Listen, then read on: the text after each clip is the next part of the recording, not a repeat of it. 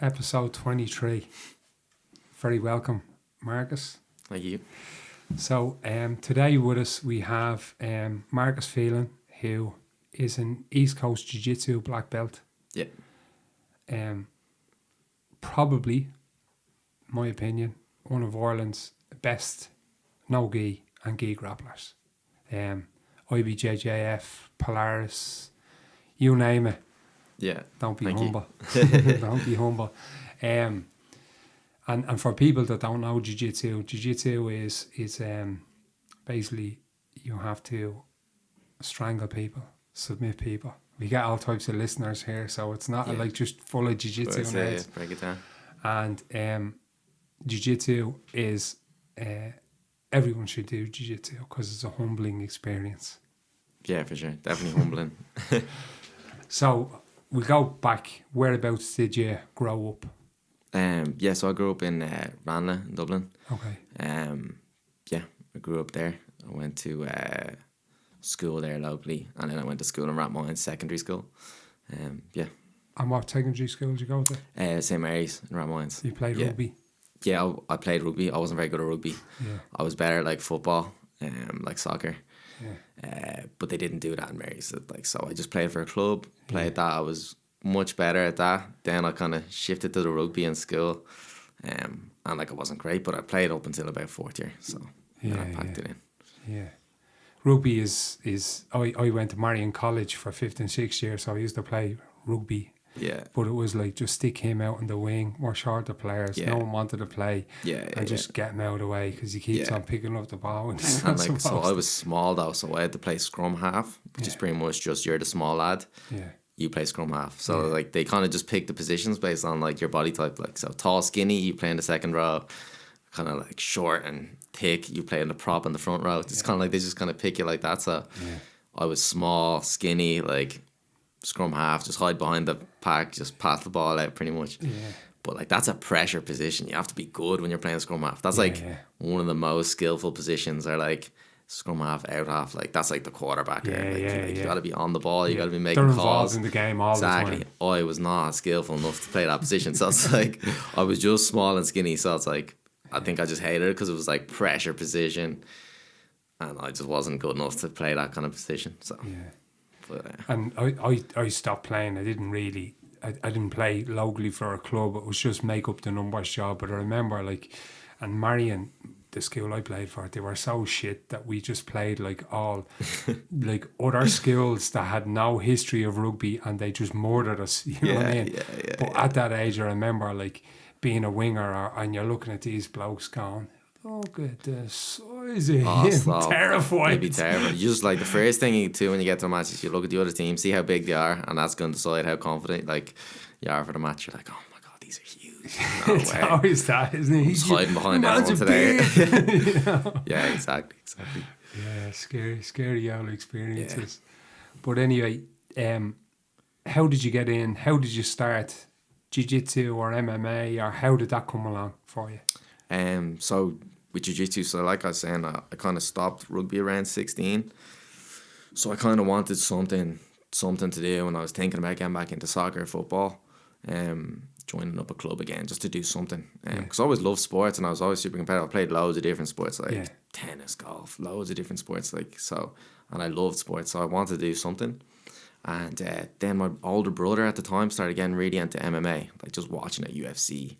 And it was kind of new, exciting thing. I'd never heard of it or seen it. So I used to watch it with him a lot.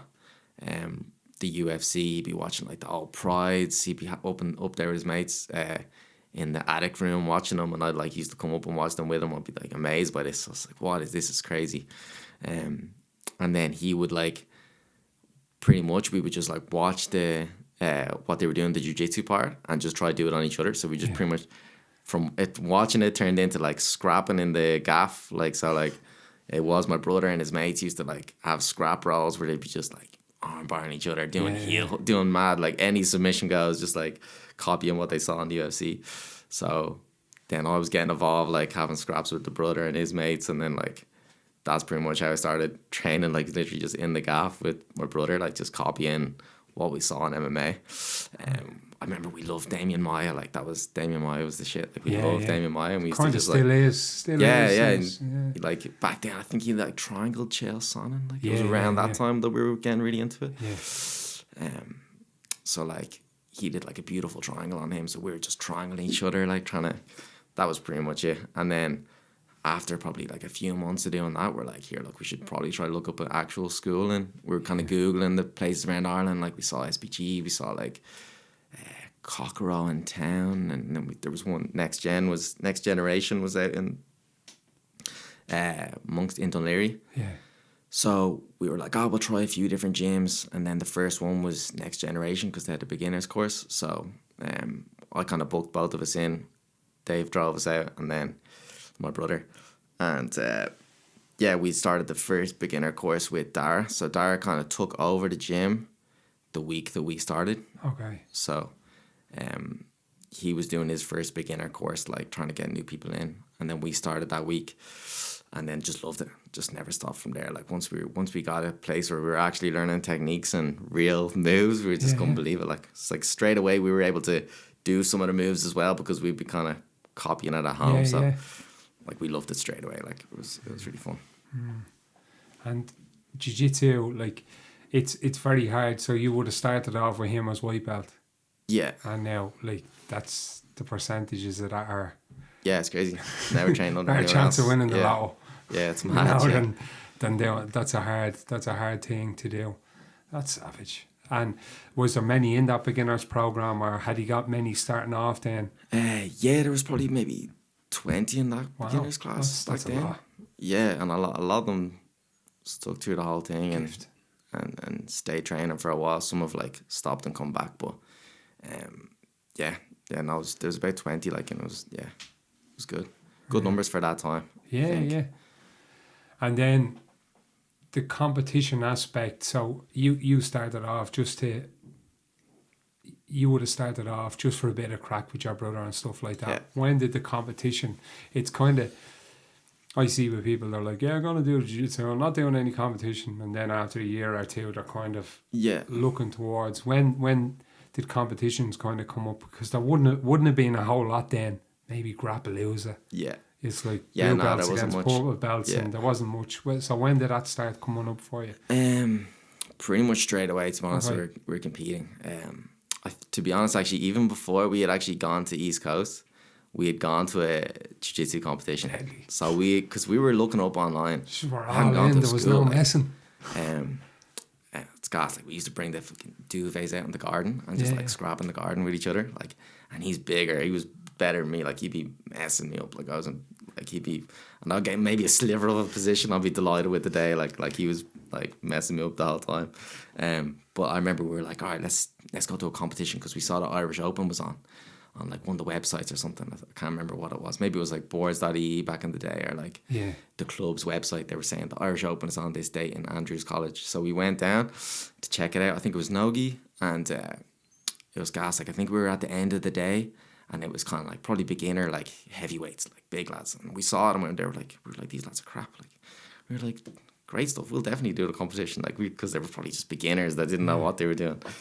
So we were already going to the competition, like, and scoping people out and like ready to compete. So straight away we were always trying to compete. Like we never, as soon as we started training, we knew we were going to compete. Like even before we went to Next Generation at the time, we knew we were going to compete. So I think within 1 month there was the Irish Open in the Gi, and Dave, my brother, did that one.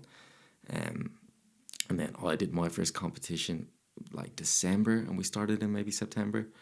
I think I did like a Nogi one called Informed Performance. It was out in an old gym called Barry Oglesby's old gym was called Informed Performance, and he was running tournaments out there. So that was my first one. So within like 2-3 months I was competing like straight away. Yeah. Gift.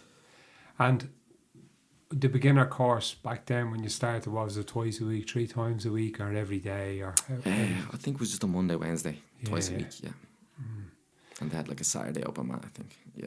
Gift. And then you would have went through blue belt. It's like there's all different, me looking on at jiu-jitsu, there's all kind of different, like people kind of can win everything at blue belt and win everything at purple belt, and then kind of stagnate, or there's no right way to do it. Then there's other ones that kind of just get through blue belt and just get through purple belt and then start murdering at brown and black belt. How was your early career? Did you travel abroad like as blue belts as well? That's kind of, instead of them comps, were you going to the UK or? Yeah, so for white belt for the first year there was actually a good few competitions now I think about it in Ireland, because we did like the Northern Irish Open that January, then there was like Munster Open, and then there was like these like Spartan grappling, there were like little competitions like round robin no-gi kind of competitions. Yeah. So there was a lot of no-gi and gi competitions that we did at white belt just around Ireland, so got to compete a lot. I did well at white belts. Like I think my first competition I had like 7 matches and got like 6 submissions. Deadly. And I fought my brother as well, Dave, because I won my division, and then they let me do the next division up. And my brother tapped me then with a guillotine. That was my one loss. And then, but we were getting good success at white belt. Like I don't think I lost even at white belt in Ireland the first 6 months to a year. Gift. And then maybe towards the end I definitely probably lost, and then we went to Europeans the year after, so I think we started into 2010, so 2012 Europeans January we went to Europeans and I lost first round at that, and then I got the blue belt right after.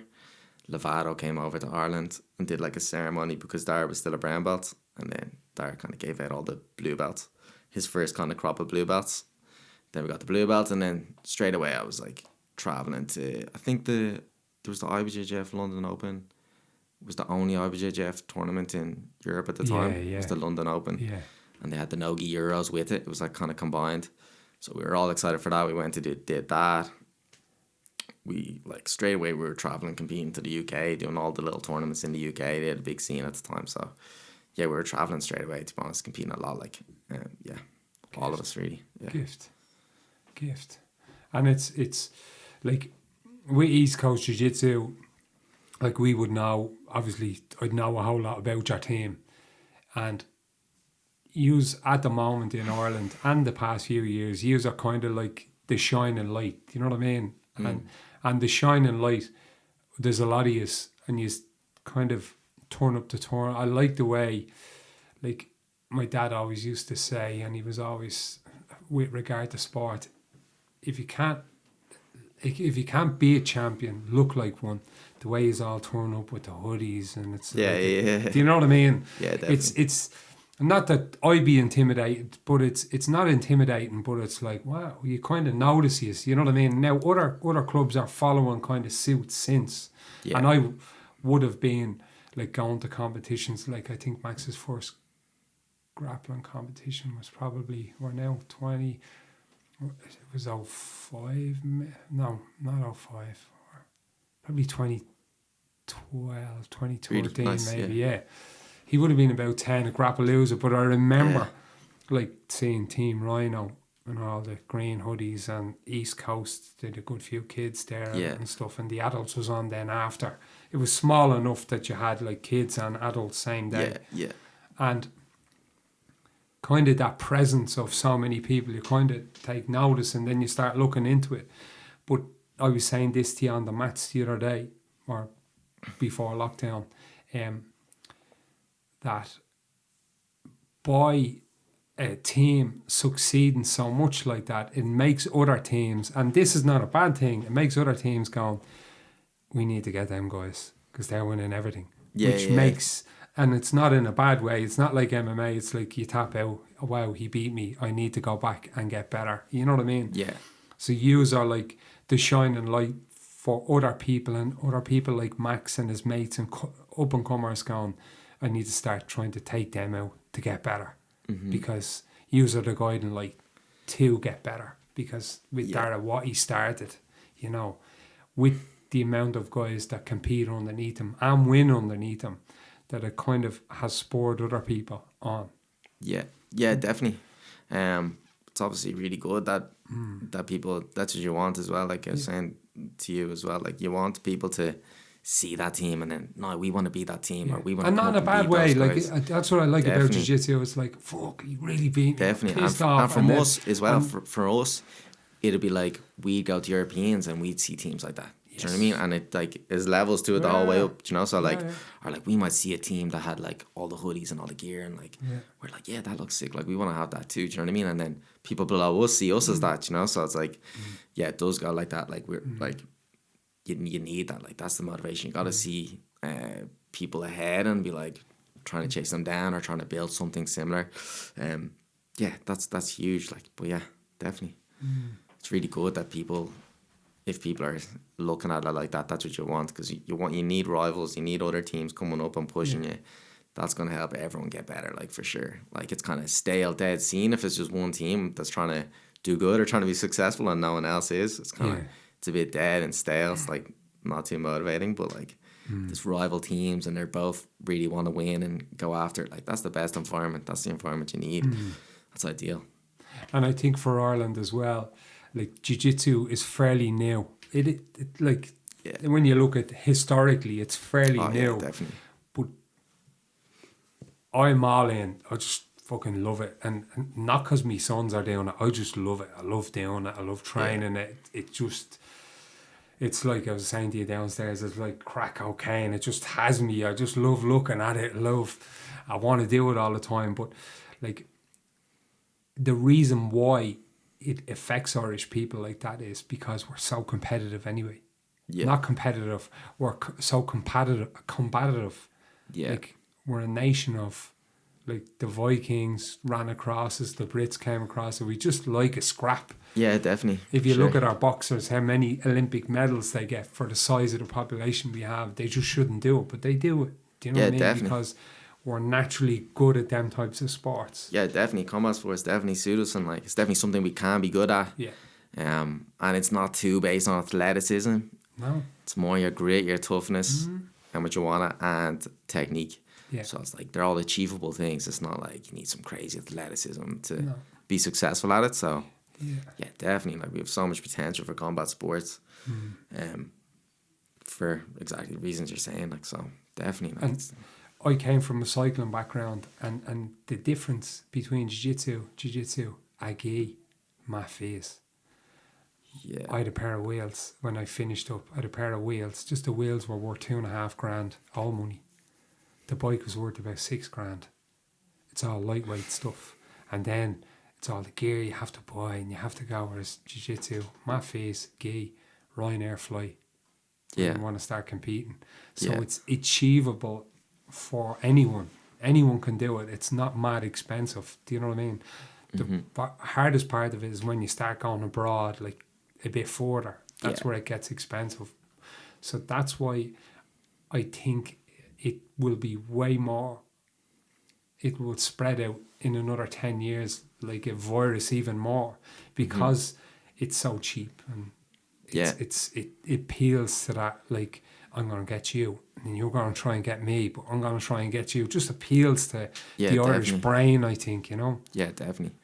And it's such a primal thing anyway, I think, for just humans in general, let alone Irish, to grapple. And like it's obviously one of the oldest sports of wrestling, being in the Olympics way back. It's like I think every country has their own kind of traditional wrestling style, like a folk style wrestling from like way back. If you look deep enough, like almost every country has a type of folk style wrestling from way back, because it's such a primal instinctual sport. Like if you put kids that kind of don't know how to grapple at all, if you put them in a room long enough, like they'll start grappling or they'll start wrestling in some kind of way, because it's kind of like part of your development as a human. Like I think it's such a natural instinctual sport, so that's why people take to it so quick, and it's such an adrenaline rush or endorphin rush when they do it, because I think we're supposed to grapple in a way. Do you know what I mean? I think that's how. I've heard people make the analogy of, like, you know, when cubs are developing, lions, when the cubs are developing, they all wrestle with each other, and it's like part of their social and physical development. Yeah. I've heard maybe make the same analogy, that's what it's like with humans. Like they can, like from grappling, they get so much physical and social development that's kind of in our nature. So I think that's why it's popular, really. Like people just love it from straight away.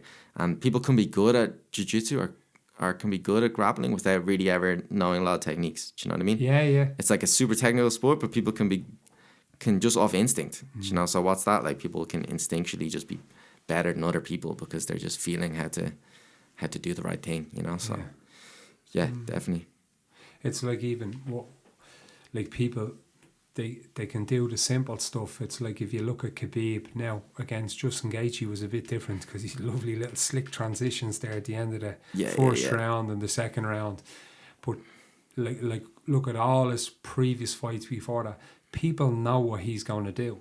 They know what he's going to do. Yeah, for sure. And it's pretty, I'm not taking anything away from him, it's pretty simple on what he does, but they can't stop it. Yeah. You know what I mean? Yeah, so definitely. that feeds into what you said, like, is the simple stuff works. Yeah. If you look at some world black belt at IBJJF or ADCC, it's like the moves sometimes that win it. White belts win white belt competitions with them exact moves. Yeah, exactly. That's like you said, simple. He's just doing simple like body positioning. Like there's levels to it though. I'm not saying pressure. But there's levels to it, you know what I mean? There's like different weight distribution he has that you can't really see. You don't know what's going on, but yeah, definitely, it's pretty simple looking to look at for sure. Yeah, definitely. And what weight are you? I'm like 70 kilo, maybe between 70 and 75. I'm around there. So as for lockdown, we're doing a few rounds and talking about pressure. I can get people off me. I get my hands on the hips and get people off me. Yeah. And he puts this lovely little knee slice pass on me and starts sliding that knee across me belly. That's normally where I escape, and I'm just like in quicksand, just getting drowned, can't move it. So I suppose there is levels to this game. Yeah, definitely. And then I suppose where you find yourself at the moment, you're doing a lot of teaching out in East Coast with you teach the kids. Yeah. How are you finding that? I love it. Experience. I teach the kids. I've been doing that for a long time now. Right. I started with like Pat Sheridan from Satori like way back. Yeah. When he was with us, he was teaching the classes and I was kind of just like assistant because he had like experience with kids. He was doing like kids fitness classes at the time already. So he'd be leading the classes and I would kind of just assistant, and I would always learn from him like different psychology things with the kids as I went along. And then when he started Satori, then I took over. Yeah. But when was that? That was like, must have been 2014 that was. So I've kind of been doing them since then. So I have a good bit of experience now, like 6-7 years running the classes. So yeah, but I love it. Yeah, it's really enjoyable. Like I love teaching the kids. It's definitely the hardest class you can teach. Yeah, it's tough. It's definitely the most challenging one. Like some days I'm just like, I'd love to just teach adults and beginners. Yeah. Beginners are like advanced. It'd be so much easier, but like it is so rewarding when it goes well. But it's so difficult to do because there's just so much things you gotta look out for, and like trying to get a kid to buy into this like technical sport that's like there's so much to it. And then it's such an ego challenging sport where like you're getting smashed, you're getting uncomfortable positions, you're gonna get hurt, your ego's gonna hurt when you're getting smashed, and like for kids to try and deal with that emotionally and like it's definitely challenging to do for sure. And you get a few little tears and everything. It's all character building stuff. Yeah, exactly. But like exactly. So a lot of that kind of stuff, and then there's such a difference in on the behavioral spectrum for kids as well. Like some kids come in and like you haven't dealt with the kid that kind of behaves in this certain type of way, and you're kind of trying to come up with strategies or plans to deal with it, and dealing with the parents and everything. There's just so much to it than a regular jiu-jitsu class, but that's what makes it so. I think there's so much room to grow with it as well. Though then, like there's such a big difference between like someone who has no experience teaching kids and then someone who has like 10 years teaching kids, because there's so much you have to learn. It's like you're a black belt. Yeah, that your experience is so valuable with it because there's so much to it. Like whereas it's pretty easy to teach adults if you're good at jiu-jitsu. Like you just go straight in, you can just show the technique. Like they'll kind of fill in all the blanks, they'll behave well, they'll kind of just pay attention, sit there. It's like there's not that much work to do really. But I think as well with teaching adults, they're kind of conditioned anyway. You know, exactly. Some of them have jobs and some of them have, Jesus, he's a black belt on him, blah, blah, blah. Whereas you have a kid, it's like some kids, it's like, my mom lets me do whatever I want. Yeah. And black belt, what does that mean? I'm running over there and it's harder. It's a lot harder. For sure. You know? And then kids, kids go on tone and voice control, and they read situations so much more. You know what I mean? So So it's much to it. Like, and then there's it's a whole mix. it's a whole study, and Pat did courses on it, and he'd be telling me all these things. It was eye opener for me, like, 'cause I'd never dealt with kids in any kind of way. So it was like great to have him, because he would give me so much of these little behavioral tips on like how you talk to them, how you would like deal with different situations. Like, so that was a big help, because like you do need that kind of experience to know what to do. And I've two separate kids, and I parented both of them differently. I had to parent this one this way, and then I had to go back and relearn how to parent this other one, because when you've someone that's like voice sensitive and stuff, like, it's a whole different ball game, you know what I mean? And Definitely. trying to get them to achieve and do the same stuff, but it's a different approach, you know. It's a tricky one. It's a tricky one. And then as well, I remember somebody said to me there years ago, and it kind of stuck with me. It's like, think back to when you were in school or doing sport. Transport yourself right back. And it's like, okay, try and be that teacher that really brought you out of yourself. You know, there wasn't many of them, but think of that one. And I can think of a couple of them that just made you grow. Try and replicate what he done. I remember it kind of stuck to me, you know what I mean? Yeah, that's good. I was like thinking of them three teachers going, geez, he really got the best out of me, because we all can remember the 10 shit bags, but they kind of dole out the 3 really good ones. You know what I mean? So it's try and be that. So that's I think of that too as well. There's certain teachers I think of, like, what made him likable, what made me want to work hard for him. You know, or like, even you can think back as well as when you were a kid. Like, what did you find difficult, or what did you like? I can even remember certain things where I was being taught something and I couldn't pick it up, or like, and just the frustration. Do you know what I mean? When you're a kid as well, like.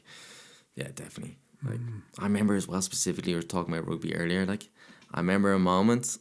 I still remember when I was getting taught how to tackle in rugby. You know, and I still remember the technique that they were showing, and I remember not being able to do it, and like the frustration and just how it affected my confidence in the moment of like being able to play rugby at all. You know, like straight away I couldn't do a tackle when the guy wasn't resisting, and it just completely affected my confidence for rugby. Now I never wanted to tackle anyone in rugby because pretty much I don't think the coach was maybe teaching it the best or was the best technique, because they go really basic. It's just like hug the legs, put your ear to cheek to cheek, they say, like put your cheek against the butt cheek, and then just try get him over. But I remember I just couldn't move the guy, just couldn't move him, and that really like stuck with me. I can still remember that. So sometimes I try to think of stuff like that, and like gives you a bit more patience, you know, with kids, like and to help them. And some of them develop really quick, you know, and they're just really sharp.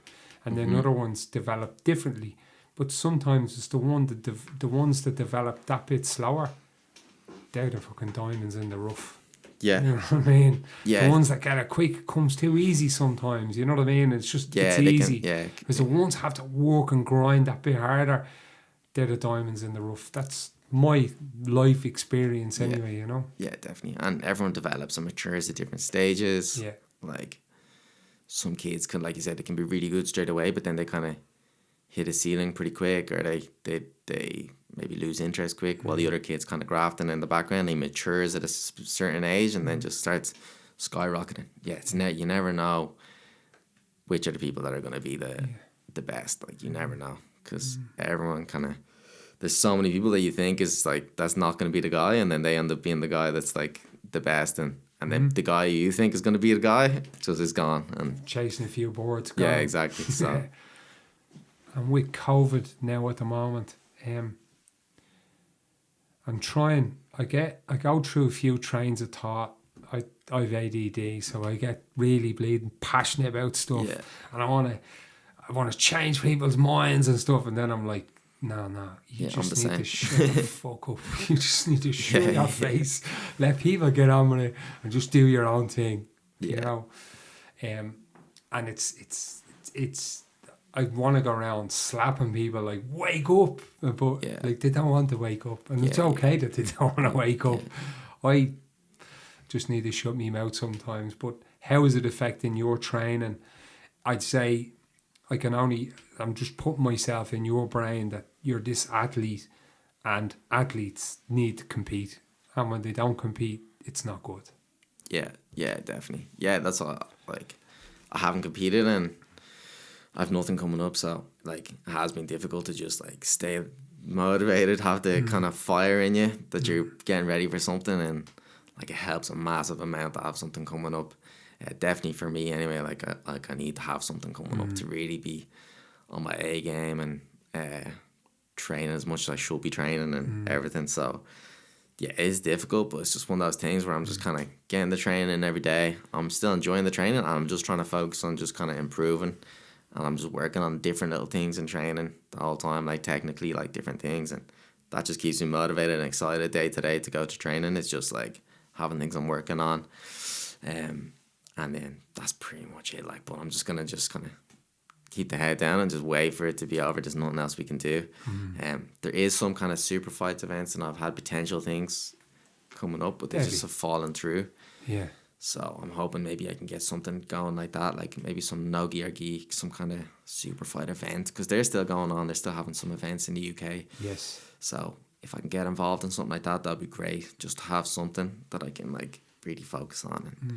And but yeah, it is definitely tricky not having things coming up, because we're so used to it. Like, and like for almost like since I started training, I've been competing like super consistent. Like I've never taken any long breaks from competing. This is by far the longest I've gone without doing a competition. So it is weird. Like it's unusual to have that. Like I've pretty much competed almost every month for 10 years. So it's pretty crazy to just not have anything. But that's how I'm staying focused, is just like trying to improve every day, have something I'm working on in the training. Like I know before training what kind of things I'm trying to work on or what I'm trying to improve on. And then that kind of just keeps you going day to day, like, yeah. That last statement there is the difference between black belts and purple belts. Walk down the gym. Oh yeah, I've seen this on YouTube. I think I'm trying to drill that. That's the difference right there. I need to start thinking more like definitely. that. It helps so much. Oh, yeah, I've seen this fella getting strangled and conscious of this. I might try and drill that. Yeah. That's even for just enjoying training, it's just way more enjoyable when you have stuff that you're kind of focused on instead of just kind of just going through the motions. I'm just there, and I'm not really there, but I'm there. Do you know? Do you get me? Like I'm not fully mentally engaged and passionate in the moment. I'm just kind of getting through the session. Do you know? Like I find those you have more bad days. Do you know? You have more kind of rough days. You're kind of, it's just harder. Do you know? It's just harder to get through it. I find. That's I was saying to you downstairs, like I've kind of reached one of my many plateaus now. I still train through them, but it's like now I need to just drag it back to just passing, just start whole passing systems again, and take it back and go back to pass and take it back, and just gone back to that again, just re-drill and a couple of rolls here and there, but just gone back to that because I'm just going to that A game, you know, and more experienced guys, it's like they're lighting up a cigarette waiting for it to happen. You know what's coming. Yeah, so you gotta switch it up. You gotta keep them guessing and like try to focus on like one certain type of thing that you're gonna work on and like stick with it, you know, consistently. Like don't give up when it doesn't go wrong. But when it doesn't go right, don't give up. Like staying on it and trying to figure out the issues. Like after training, grabbing a partner. Okay, I tried to do this thing that I'm working on. It didn't work. Why didn't it work? Like how can I make it work?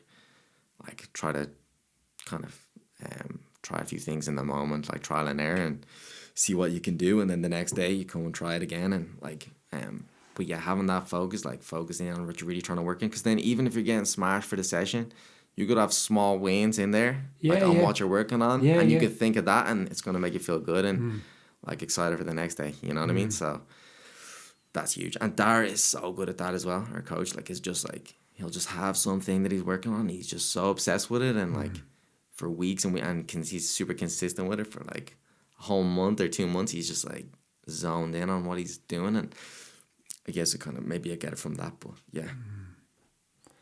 And at the moment, you are floating over to Charlestown, yourself and Fionn. Yeah. So she's training a bit of MMA But yeah, would you ever think of doing that yourself? Did you ever think about? I used to, so I used to think about it a lot and be like, oh yeah, I'd like to. I'd never really thought like, oh, it's gonna be my career, but I always thought like I'd like to do a few for the experience, just something to do, because that's originally how I got into jiu-jitsu, was through a passion for MMA. And when I started jiu-jitsu, I was like, in my head, I was like, I'm gonna do MMA too. Do you know, it was like a thing, but. Then I got super deep on jiu-jitsu, and then like I was thinking, oh, I'd like to just do 1 or 2 fights. So like I think when I was a purple belt, I went out to Owens for like a few months, probably maybe only like 4 months of consistent kind of going out and training. And I was like, yeah, I'm gonna fight. And then I just I think I won a big tournament, and then I had Worlds coming up, and I'm focused in the camp, and then I think I stopped driving for a while, so it was hard to different things kind of got in the way, and then you just kind of not in the habit of it, and I'm just super focused on jiu-jitsu.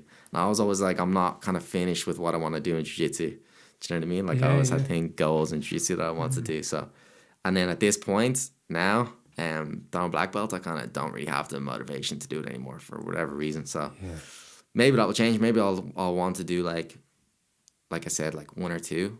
But I feel like at my stage, I'm gonna have to do pro, and I'm gonna have to probably gonna have to fight someone good. Straight to pro. Yeah, I'll probably have to fight someone good. So it's like I don't know. I don't know if it's something I want to mess around with. I feel like maybe it's something you should just really go for if you want to do it. Like I wouldn't do it just kind of like not motivated. Yeah. Like if I'm gonna do it, I want to be like really like hungry to do it. You know. I get that. I wouldn't like to be punched in the head in front of all my loved ones either. It's intense, you know. It's just an intense thing to do, and I respect how intense it is. 100%. And I respect how like I love watching it. I just wouldn't like to be in there. Yeah, that's just like I feel like even just being a little bit older, I just don't have that same kind of like hunger of like or like carelessness of like what happens. I feel like when I was kind of purple belt and I was training, I was like, I don't really care if I just get fucked up. You know what I mean? I don't care. Whereas now I feel like I care more, you know what I mean? So it's like I get that. You need that kind of almost recklessness to be like, yeah, I don't care what happens. I'm gonna just go for it.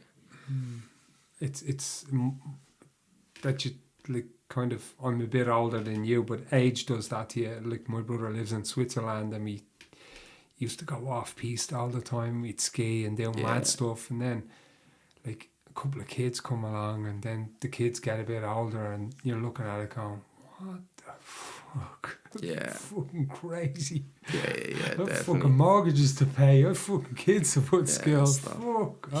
You know, it's called, I suppose, life experience kind of makes you grow up a tiny bit. I'm still a 17-year-old in there, but there's still a bit of craziness. But I get where you're coming from, you know. Yeah, definitely. And like I've got good few concussions in jiu-jitsu. Right.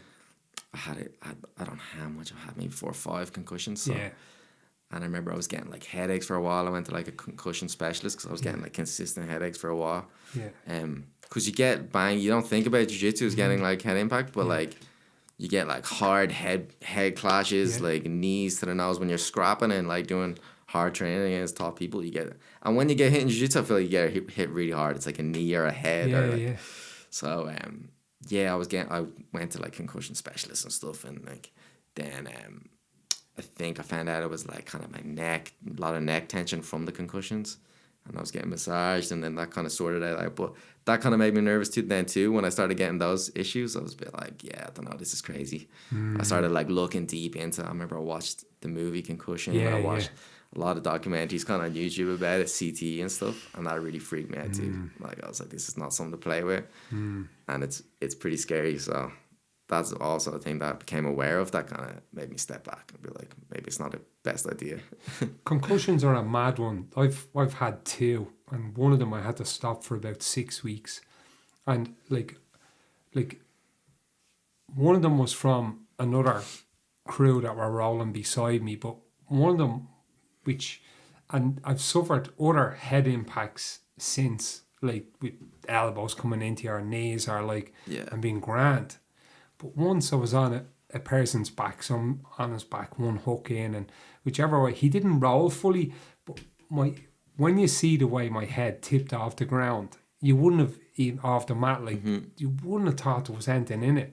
Whereas I've been like power doubled like by Max onto me head full with him attached, and you Yeah. get up after it, grand. But Yeah. this little tip, and for 6 weeks, for about 2 weeks getting out of bed, Yvonne had to grab me hand because the room was just fucking spinning like Yeah. fuck, like but barely head just tipping the mat, like nothing. They're mad.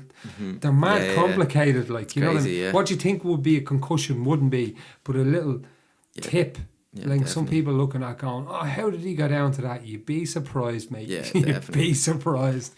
It's Man, it's a funny amount of one. times I planted Concussions. on my face, like just posting on your head and stuff. Yeah. Just get a little, definitely. But the vision, I always get the vision, like my vision goes completely, like I can't really see properly. And I'm like, oh no, that's definitely a concussion. I can't see properly.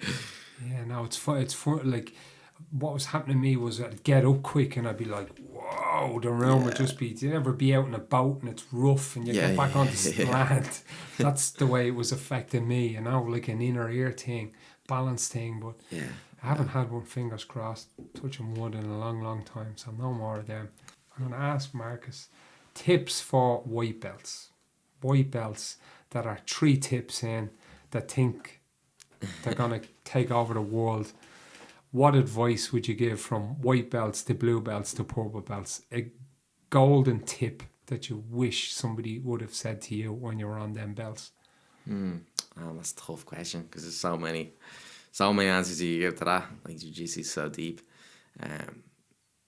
But like honestly, I think it's just like I was kind of saying to you earlier, I think that's the best tip. Like kind of focus on things you're kind of trying to work on and like small wins, you know, like focus on the small wins and try to focus on the positive things that happen in the training rather than like all the negative things that happen in the training. Because like you're going to get a lot of negative things are going to happen. A lot of things are going to go wrong in the training. Yeah. But like some things are going to go right. So like I would say focus on the things that go right in the training rather than the things that go wrong. Like me and you could have a role. I could have a role with you and I could have a role with someone else. And like if I have a really good role with you and like I do one thing wrong, like if I just focus on the thing I did wrong the whole time, I could be so mad. But if I could have another role with someone else where I just focus on the things I did right and everything that went well, then I'll be happy, you know? So like my mood can be changed based on just how I look at the role. Do you know what I mean? So I think try to just have a like positive perspective on how you look at how the training went. And I feel like you're going to be just more motivated to go back the next day. And then everything else will take care of itself. Like we all know if we put time in, we improve. Like there's not much to it. And if you're trying to improve and being like conscious with your training, like I said, having things to work on every day, like really trying to learn and be engaged with the technique, like you're going to get better for sure. But if you can just like have a positive perspective on how your training's going, like you'll keep training, you know, and that's the main thing. And then you'll get your black belt, you'll get your skills. They'll come with it. Yeah, definitely. Whopper. That's the end, episode 23. Give Marcus a follow on Instagram. We've 22 other podcasts back there. Check them out, all different people. And the theme of our podcast, the whole team, is overcoming adversity. Nice. Yup.